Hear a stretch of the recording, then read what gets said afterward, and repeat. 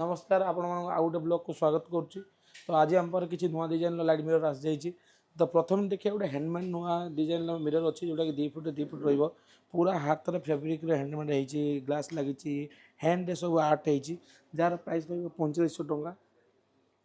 तापर जी आउ गोटे मिरर कति लाइट मिरर कति आपने देखिए जोटा कि आप सिंगल लाइट रहा सेंसर रहा लाइट कलर चेंज होनी वन कलर जार प्राइस आस 1500 टंका।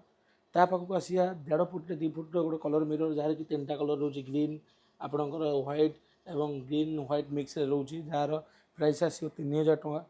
तो सेम टाइप आपणकर स्क्वायर एंगल गोटे मिरर आसूँ जार कि 3टी कलर रोचे आपणकर सॉरी या तो गोटे कलर रोचे आप गोटे कलर प्राइस जार दाम है 3000 टंका।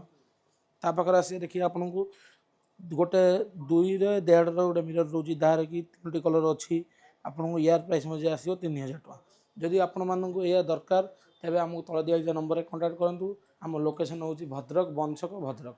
तो पूर्व भिडियो आपने बहुत सारा फोन कर जार जार रिक्वायरमेंट अच्छी आम ओडिशा डेलीवरी देदेबू। डेलीवरी चार्जेस आप तरफ बंद करावा आमर डेलीवरी चार्जेस किसी एंट्री नबार ना।